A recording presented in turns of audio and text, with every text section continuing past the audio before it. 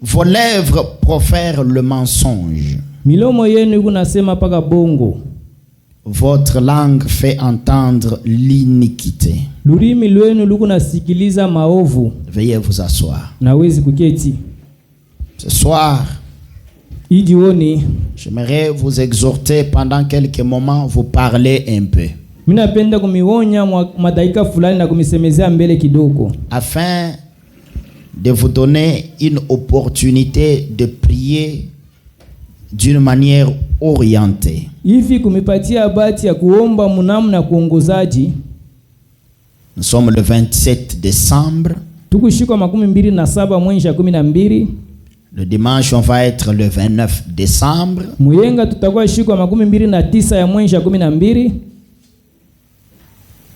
Et d'après le calendrier, le premier, ça va être le mercredi, si je ne me trompe pas.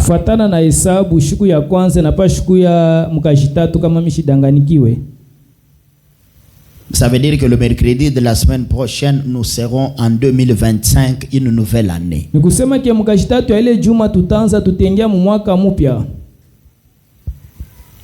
Il ne faudra pas que ça soit une chose banale. Nous sommes des chrétiens, nous. C'est pour ça que nous sommes ici. Nous ne sommes pas ici par plaisir d'aller à l'église comme les autres le font d'ailleurs.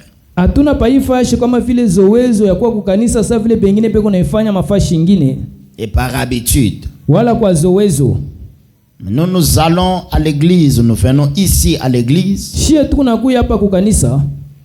parce que nous croyons qu'il y a un ciel à gagner et un enfer à éviter.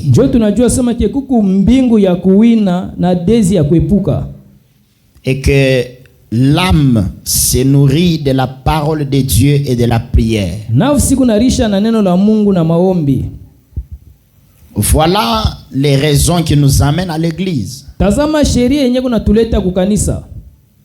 Et à cause de ça,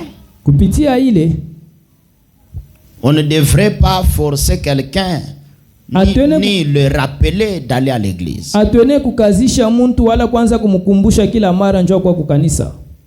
Parce que l'âme se nourrit de la parole de Dieu et de la prière. Amen. Amina. Donc c'est un moment, comme c'est la fin de l'année, où chacun doit vérifier comment il a marché avec Dieu. Tout au long de l'année 2024 qui va maintenant s'achever,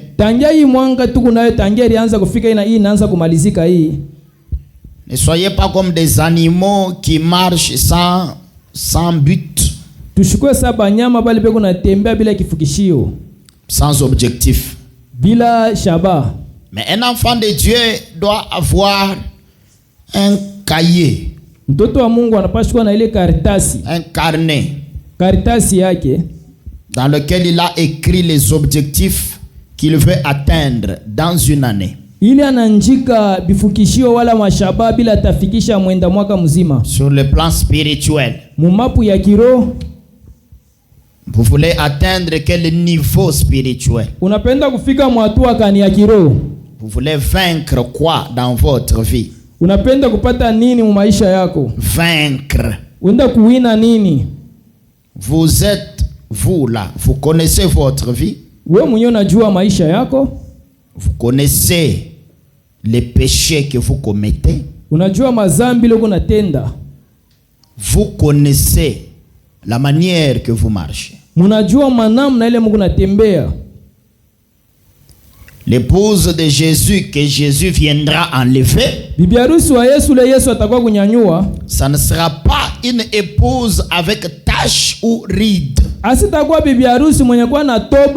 Non, la Bible dit que ça sera une épouse sans tache ni ride, ni rien de semblable. Biblia inasema ki atakuwa bila toba wala nkonya wala kintu fulani kia kufanana. Ça veut dire que toi comme tu es là, ni kusema vile wako pale, si tu as encore de haut et de bas, kawa ingariki na vya kupanda na vya kushuka, l'enlèvement ne te concerne pas. Mambo unyanyuliwa haikuangalia wewe, hapana. Il faut le savoir de manière permanente tous les jours. Unapaswa kujua manama yote tayari kila siku. Il faudra pas que tu ailles te plaindre auprès de Dieu ce jour-là. Ailombe ile siku ya Mungu anze kulitompela mbele ya Mungu ile siku, hapana. Au grand trône du jugement.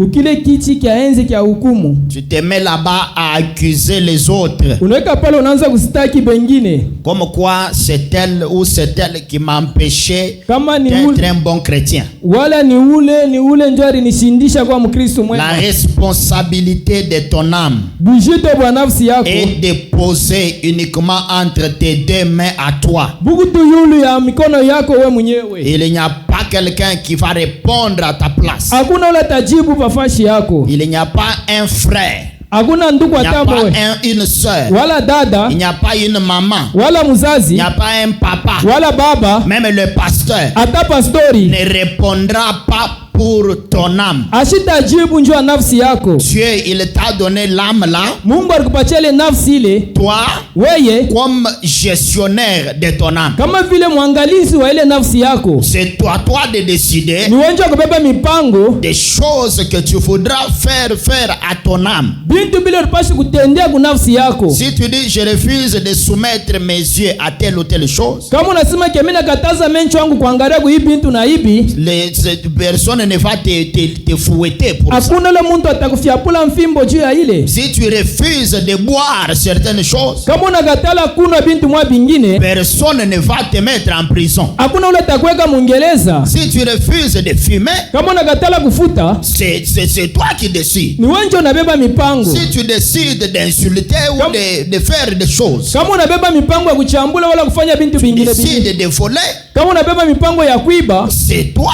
Ni wewe mwenyewe. Et il n'y a personne sur la terre, hakuna muntu pa hii dunia, ni dans les cieux, wala kumbingu, ni en enfer, wala mwadezi, qui va répondre pour ton âme. Ula tajibu juu ya nafsi yako. Donc il nous incombe, mais en tant que pasteur, ni kama vile pastori, c'est dans ma responsabilité, ni bujito bwangu, de vous rappeler ça. Ya kumikumbusha hii. Parce que beaucoup ils ont toujours tendance à oublier kwani ba mingi banakuwa tu na ile mawazo ya kusaulika que Dieu leur a donné l'âme pour répondre. Mungu alipapachaka nafsi njoo batajibu. L'âme là, ile nafsi, ton âme, nafsi yako. Voilà pourquoi la Bible dit que c'est l'âme qui pêche, celle-là qui mourra. Njoo kwa maana Biblia ile nafsi kuna faa zambi, njoo nafsi ile itakufa. Amen. Amina. J'aimerais vous exhorter quelques minutes sur ça. Napenda kumionya kwa matakika fulani njoo ya ile. Et je l'intitule comme suite. Naita kama vile kingirio. Le sujet là, il est où? Kile kisina kiko wapi? La première caractéristique d'un véritable enfant de Dieu. Tabia ya kwanza ya mtoto wa Mungu abya kweli. Voici mon sujet d'exhortation. Tazama kisina kyangu kya kulionya.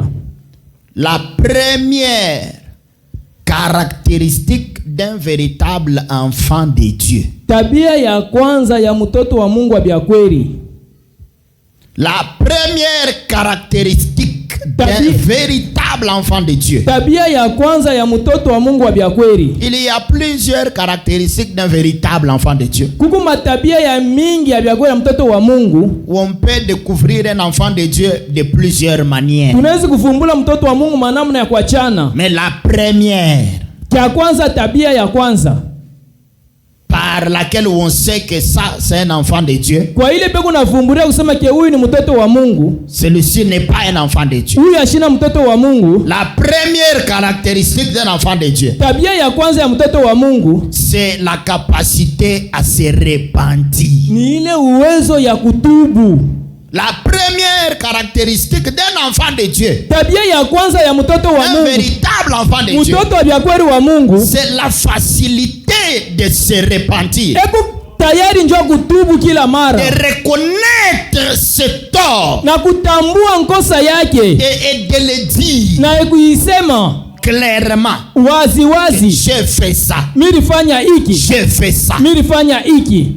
C'est la première caractéristique d'un enfant de Dieu. Tabia ya kwanza ya mtoto wa Mungu, c'est de reconnaître ses torts, ya kujua kosa yake, de se repentir, na kutubu, et d'abandonner ça, na kuacha ile tabia, de reconnaître ses torts, na kujua nkosa, et de se repentir, na kulitubu, et d'abandonner ça. na kuacha kile alifanya. Les choses que je dis ici, je sais de quoi je parle. Najua kile mimi nasema. Je pèse bien mes mots. Nachukua mizuri misemo yangu. Reconnaître les torts, kujua nkosa, c'est une chose. Ni kintu kimoya. Se repentir, kutubu, c'est autre chose. Ni kintu tena kingine. Abandonner, na kuacha ile nkosa, c'est autre chose. Ni kintu najua tena kingine. Mais les trois verbes là, hivi vyote vitatu kama banabiunga, quand on les met ensemble, wakati banabiunga, ça produit un véritable enfant de Dieu. Jobi kunazala mtoto wa kweli wa Mungu. Il y a des gens kuku bantu qui reconnaissent leurs torts, bale banajua mankosa yabo, et qui disent ce qu'ils ont fait. Na beko nasema kile balifanya. Ça, jusque là. Kufika pale, non, j'ai fait ça. Mingi amirifanya kitendo. Ça, jusque là, c'est la première étape. Kufika pale ni hatua ya kwanza unapika. Tu n'as encore rien fait. Au yafanya kintu. Parce qu'il y a même des gens qui ne sont pas encore à ce niveau-là. Où il peut d'abord reconnaître. La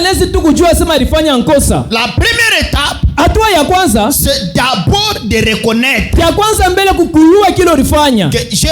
Écoutez, peu importe ton niveau dans ce monde, que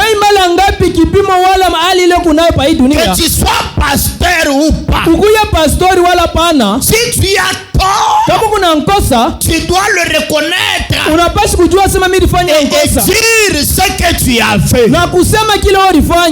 Ça n'a rien à voir avec le niveau qu'on a dans la vie. Ça n'a, écoutez, ça n'a rien à voir avec le nombre d'années dans les églises. Non, non, non, non. Reconnaître les torts, c'est dire ce que tu as fait.